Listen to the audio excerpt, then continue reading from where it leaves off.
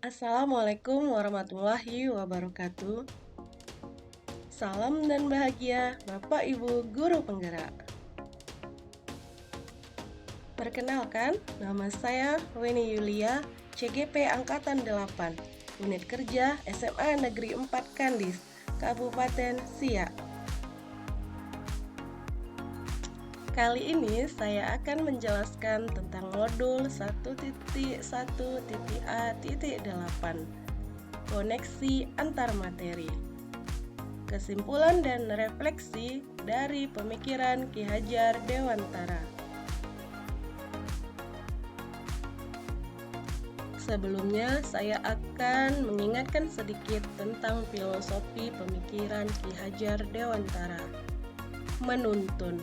Menurut Ki Hajar Dewantara, tujuan pendidikan adalah menuntun segala kekuatan kodrat yang ada pada anak, agar mereka dapat mencapai keselamatan dan kebahagiaan yang setinggi-tingginya, baik sebagai manusia maupun anggota masyarakat.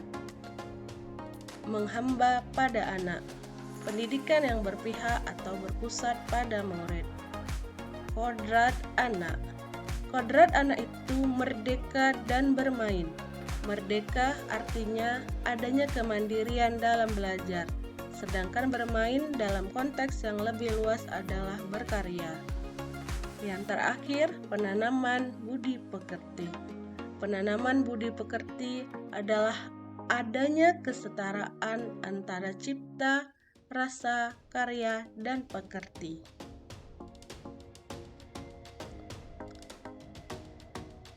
Pertanyaan pemantik kita pada hari ini adalah, apa yang saya percayai tentang murid dan pembelajaran di kelas sebelum saya mempelajari modul 1.1? Apa yang berubah dari pemikiran atau perilaku saya setelah mempelajari modul ini? Apa yang dapat segera saya terapkan lebih baik agar kelas saya mencerminkan pemikiran Ki Hajar Dewantara?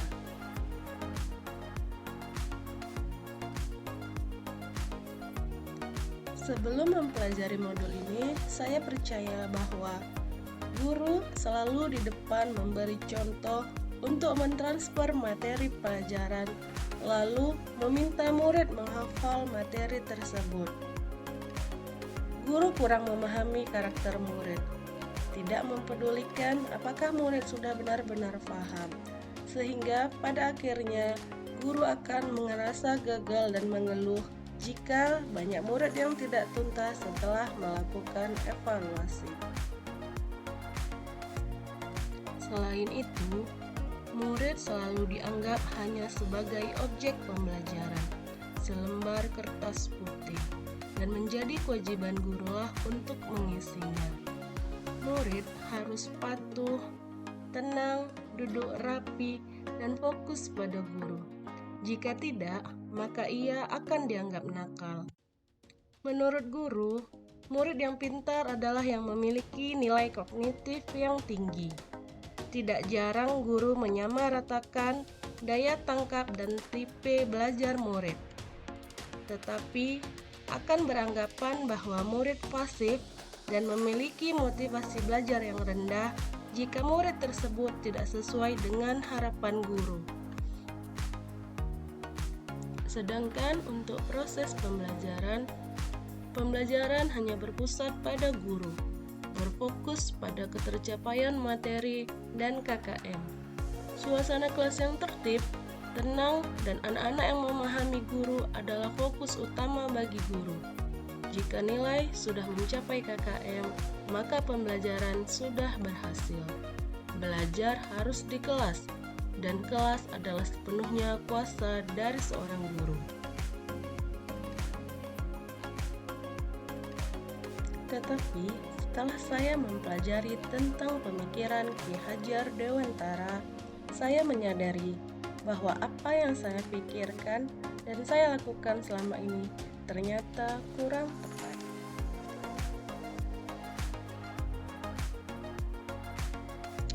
Setelah mempelajari modul 1.1, saya menyadari bahwa Guru adalah fasilitator pembelajaran, menuntun murid, memperbaiki lakunya, bukan dasarnya. Guru bukan satu-satunya sumber belajar, dan guru harus memberikan kemerdekaan belajar bagi setiap murid-muridnya. Guru harus mempelajari karakteristik murid sehingga bisa mengemas pembelajaran secara menarik agar motivasi belajar siswa meningkat. Murid sebagai subjek pembelajaran, kertas yang penuh coretan. Jadi, murid bukan kertas kosong yang bisa digambar sesuai keinginan orang dewasa. Diberi kesempatan untuk tumbuh sesuai dengan kodratnya, kebebasan untuk menyelesaikan setiap tugas sesuai dengan bakat, minat, dan kreativitasnya masing-masing.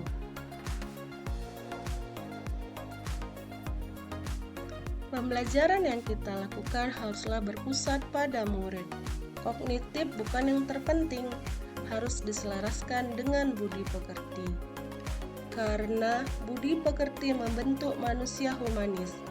Belajar tidak harus di kelas, anak perlu berinteraksi dengan lingkungan.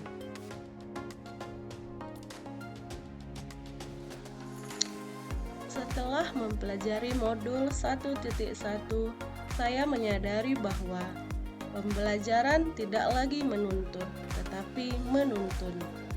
Guru wajib mengenali karakter dan latar belakang murid dengan menjalin komunikasi yang baik. Guru harus bisa menginternalisasi nilai-nilai karakter budi pekerti pada kehidupan sehari-hari murid. Guru harus mampu merancang pembelajaran yang interaktif dan menyenangkan dengan melibatkan murid sesuai metode student center. Merancang pembelajaran yang bermakna dengan menyeimbangkan afektif, kognitif, psikomotorik, dan life skill sesuai kodrat anak. Menerapkan pembelajaran abad 21. Berpikir kritis, kreatif, komunikasi, dan kolaborasi. Menerapkan pembelajaran berbasis permainan sesuai kodrat anak, sehingga pada akhirnya guru dapat mengapresiasi semua kemampuan, keterampilan, kemajuan, serta perkembangan murid. Kesimpulan yang dapat saya tarik setelah mempelajari modul 1.1 tentang pemikiran Ki Hajar Dewantara adalah sebagai berikut. Yang pertama, pendidikan adalah menuntun anak sesuai dengan minat dan bakatnya, bukan hanya sekedar menuntut. Yang kedua, pendidikan harus berpihak pada murid. Yang ketiga, pendidikan bukan hanya tentang memahami ilmu akademik saja, namun perlu penanaman budi pekerti yang baik. Dan yang terakhir, pendidikan budi pekerti bertujuan untuk menyeimbangkan antara cipta, rasa, karsa, dan pekerti. Demikianlah penjelasan yang dapat saya sampaikan. Saya akhiri dengan wassalamualaikum warahmatullahi wabarakatuh.